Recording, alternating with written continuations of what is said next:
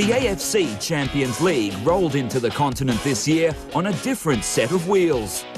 For the first time in 12 years, a Chinese club were defending champions. 4 Qatari clubs hopped on the bandwagon, and 2 squads made a return after 8 and 9-year gaps respectively. Come match day 5, and the changes kept coming with the rise of the dark horses. Let's find out who they are. We kick off the action with the return match between Australia's Melbourne Victory and reigning Asian champions Guangzhou Evergrande. The Evergrande Express were on a 12-game unbeaten run in the contest, stretching back to 2013. Before廣州恆大put the brakes on the Chinese champions with a 1-0 defeat on matchday 4. And come the penultimate round in the group stage, and Marcello Lippi's men were eager to get back to winning ways at the expense of Melbourne Victory, a club they defeated 4-2 in their opening game of the campaign. That hardly mattered to the Dark Blues. This was their turf, their supporters, and a game that would be played on their terms. Sid Bala was there for us.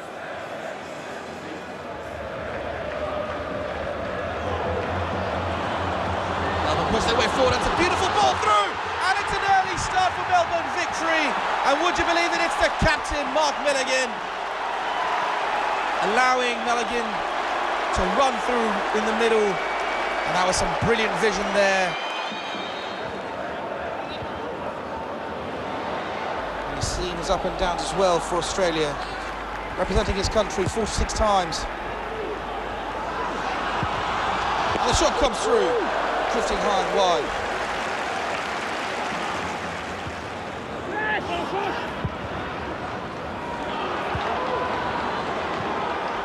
And here comes Connor Payne. A nice little turn, and that's been the forefront of Melbourne shooting and passing all night long. You can see there Connor Payne just raising his hands in apologetic fashion. Chance building up again, and once more snuffed out. Looks too good to be true at the best of times, and here's a chance. Nathan Coe unfazed by that header from Elkson.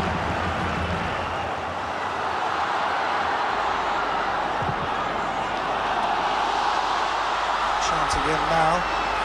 Small step over here, the shot comes through. It was at a beautiful angle.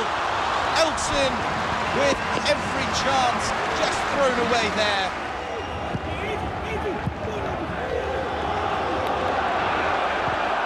Well-timed run. Should have looked for his man, he was on the inside. Options here, chance perhaps, it's the second goal, and it seals the victory for Melbourne Victory. James Troisi bags his goal, and look at the celebrations. Melbourne Victory knows what it means for them. And that's the end of it.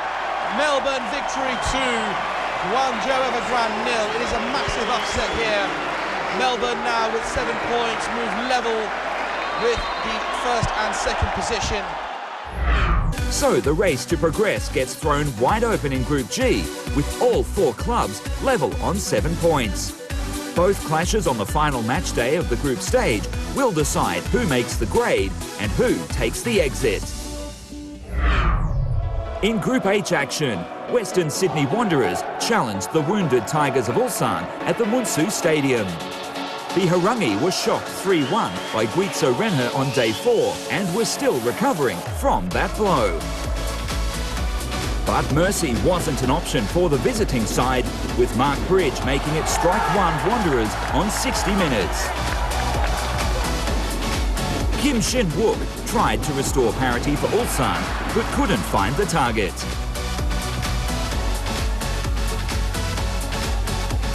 Ulsan would rue that miss, with Brendan Santalab doubling his team's tally on 80 minutes.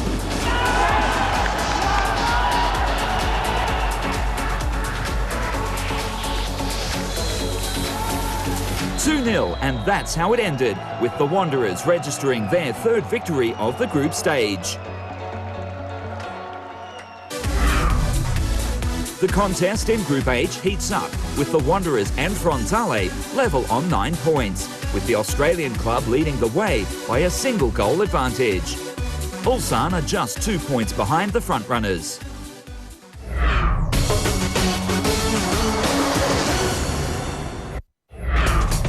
The nail-biting action from matchday 5 of the AFC Champions League continues, with the Giants and Dark Horses facing off in Group E and F.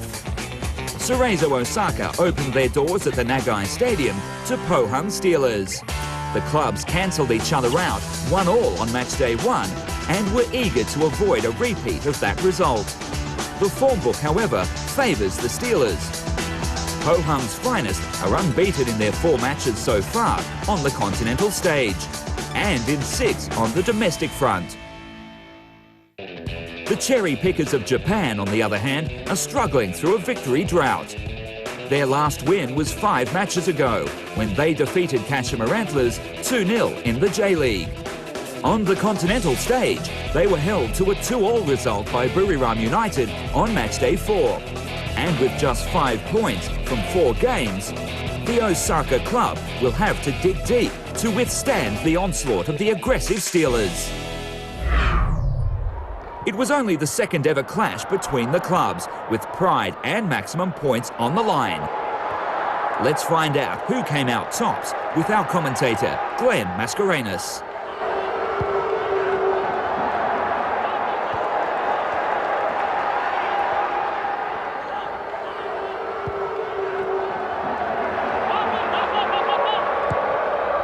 Well, that's glanced beautifully, and what a save!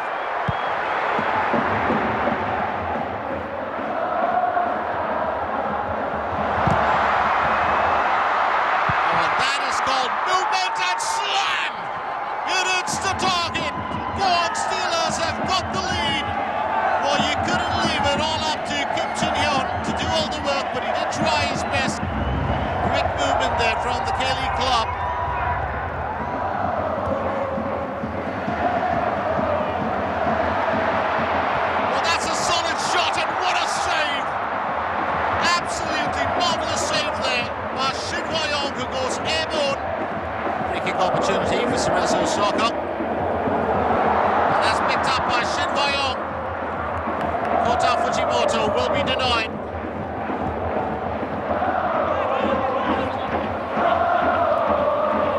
Not converted yet.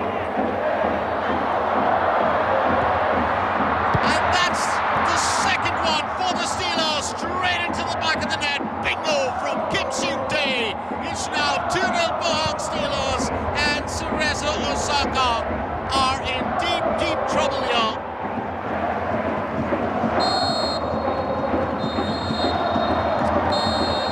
And Pohang Steelers will confirm their place in the round of 16 from Group E as they win the group with 11 points, miles ahead of the rest.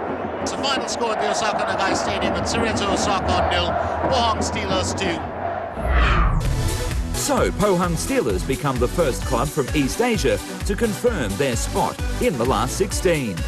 As for the other available berth from Group E, it's down to a 3-way battle between Cerezo, Shandong and Buriram on day 6. In Group F, Beijing Guoan played host to Sanfrecce Hiroshima at the Workers' Stadium.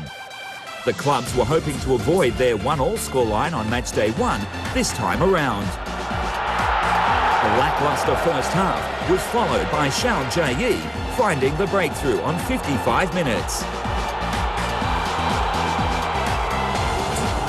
The scoreline would change just 5 minutes later, with Geoffrey Gueron doubling his club's tally.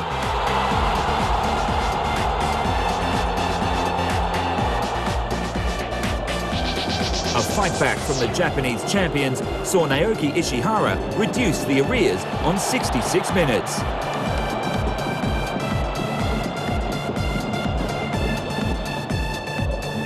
The Imperial Club were cruising towards a victory, but had themselves to blame for dropping points, with Zhao Heijing netting an own goal on 70 minutes.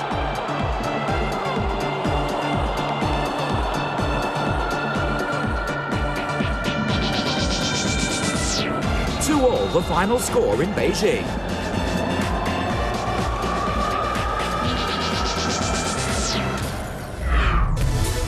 Those results saw FC Seoul create a 2-point cushion over the rest of the chasing pack. And with Central Coast, Beijing and Sanfrecce level on 6 points respectively, all 4 clubs remain in contention of making the next stage.